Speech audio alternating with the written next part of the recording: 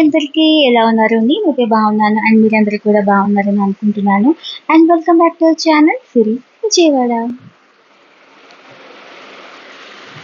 ఈ రోజు వీడియో ఏంటంటే చాలా సేపు ఆలోచించిన తర్వాత నాకు ఒక చిన్న ఐడియా అయితే వచ్చిందనమాట. ఏంటి ఆలోచన అనుకుంటున్నారా? ఏం లేదండి, ప్రతి ఇంట్లో ప్రతి లేడీస్ పడే ప్రాబ్లమే ఇది. ఏంటంటే ఏం కర్రీ చేయాలి, ఈ రోజు ఏ కర్రీ చేయాలి, వెరైటీగా ఏం చేయాలి, ఎప్పటిలాగే రొటీన్గా కాకుండా కొత్తగా ఏం చేయాలని డైలీ మనం ఆలోచించుకుంటాం కదా. మన ఇంట్లో ఎన్ని వెజిటేబుల్స్ ఉన్నా అబ్బా డైలీ ఇదే వీటితోనే చేయాలా, ఏం చేయాలి అని అనిపిస్తూ ఉంటుంది. సో అందుకనే చెప్పేసి నాకు ఒక చిన్న ఐడియా అయితే వచ్చిందనమాట. చాలా వెజిటేబుల్స్ ఉన్నాయి, అయినా సరే నాకు వాటితో అసలు ఇవాళ అయితే ఎందుకో కుక్ చేయాలనిపించలేదు. సో కొత్తగా ఏం చేద్దామని చెప్పేసి చూస్తే ఆల్రెడీ మన టమాటో మొక్కకి టమాటోస్ అయితే ఉన్నాయన్నమాట. అంటే ఫ్రిడ్జ్లో కూడా ఉన్నాయిలేండి. సో ఎందుకో అవి కోసి వాటితోనే చేయాలనిపించింది. ఈ లోపైతే మా ఇంటి మీద ఉన్న మా ఇంటి దగ్గర ఉన్న చెట్టుకి ఫుల్ మ్యాంగోస్ అయితే ఉన్నాయన్నమాట. ఫర్దర్గా మ్యాంగోస్తో కూడా మంచి మంచి వీడియోస్ అయితే వస్తాయి. ఫుల్ సీజన్ కదా, మ్యాంగో సీజన్ కదా. సో చక్కగా పచ్చళ్ళు, ఇంకా మ్యాంగోస్ ఏం వెరైటీస్ చేయాలి అవన్నీ కూడా మనం ముందు అయితే చూద్దాము. సో ముందుగా అయితే ఈ టమాటోస్ అయితే కోసుకొని వాటిని వాష్ చేసుకొని చిన్న చిన్న పీస్గా అయితే కట్ చేసుకున్నాను. అంతకుముందే ఆనియన్స్ అండ్ పచ్చిమిర్చి కూడా కట్ చేసుకొని పెట్టేసుకున్నాను అనమాట. ఇంతకీ ఏం కర్రీ అని చెప్పలేదు కదా, కొంతమందికి తెలిసి ఉండొచ్చు, కొంతమందికి తెలియకపోవచ్చు. అదేనండి కర్రీ, ఇది బూందీ కర్రీ అనమాట. చాలా బాగుంటుంది. మా సైడ్ అంటే మా ఈస్ట్ గోదావరి సైడ్ ఎక్కువ ఈ కర్రీస్ అయితే చేసుకుంటూ ఉంటారు. చాలా బాగుంటుంది. ఇది చాలా గ్యాప్ తర్వాత అయితే దీంతో కర్రీ చేస్తున్నాను అనమాట. సో ఏం లేదు, చాలా సింపుల్, చాలా తక్కువ టైంలోనే అయిపోతుంది.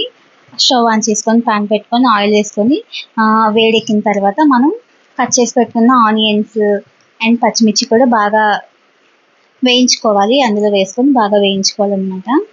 చాలా తక్కువ టైంలో అయిపోతుందండి, చాలా బాగుంటుంది టేస్ట్ కూడా.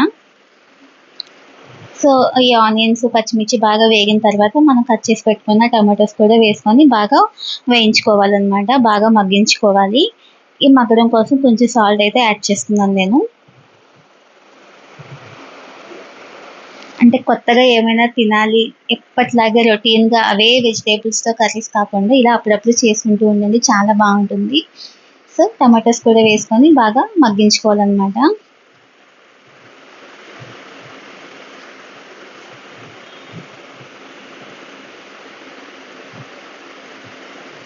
ఆ తర్వాత ఇందులో ఒక స్పూన్ కారం అండ్ ఒక స్పూన్ సాల్ట్ అండ్ కొంచెం పసుపు అండ్ కొంచెం గరం మసాలా కూడా వేసుకొని అన్నీ కలుపుకొని బాగా ఉడికించుకోవాలి.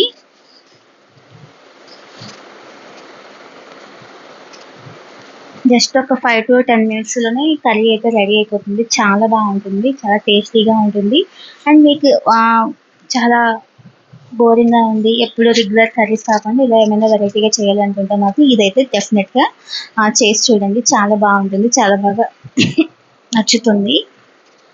సో ఇది బాగా మగ్గించుకున్న తర్వాత ఇందులో వాటర్ వేసుకొని మూత పెట్టేసుకోవాలన్నమాట. ఒక 5 minutes బాగా దగ్గరగా అయ్యేంత వరకు ఉంచుకోవాలి. అంటే ముందే బూందీ వేసేకూడదండి, పేస్ట్ అయిపోతుంది అనమాట. సో వాటర్ అది బాగా వేసుకొని మగ్గించుకున్న తర్వాత దగ్గరగా అయిన తర్వాత లాస్ట్లో జస్ట్ బూందీ వేసుకొని ఒక 2-3 times ఇలా కలిపేసుకొని మనం స్టవ్ ఆఫ్ చేసేసుకోవడమే, అంతే అండి, చాలా సింపుల్. ఆ హీట్గా బూందీ అందులో ఉడికిపోతుంది అనమాట. అందుకని చెప్పేసి ఎక్కువ వాటర్ అయితే వేసుకోవద్దు, జస్ట్ కొంచెం 1/2 glass వాటర్ అయితే వేసుకొని అది బాగా దగ్గరికి అయిన తర్వాత మాత్రమే మనం బూందీ యాడ్ చేసుకొని కలుపుకోవాలి. జస్ట్ 2-3 times ఇలా కలుపుకోవాలి. అంటే 1 or 2 minutesలోనే బూందీ వేసుకొని మనం స్టవ్ అయితే ఆఫ్ చేసేసుకోవాలన్నమాట. అంతేనండి. తర్వాత లాస్ట్లో మీకు కావాలి అనుకుంటే కొత్తిమీర అయితే వేసుకొని గార్నిష్ చేసుకోవచ్చు. ఆల్రెడీ బూందీలో కరివేపాకు ఉందని చెప్పేసి నేను కరివేపాకు ఏమి మళ్ళీ స్పెషల్గా ఏమీ యాడ్ చేయలేదు, అందులోనే ఉంది. సో అంతేనండి, సింపుల్గా ఉండే బూందీ కర్రీ అయితే రెడీ అయిపోయింది. Thank you for watching.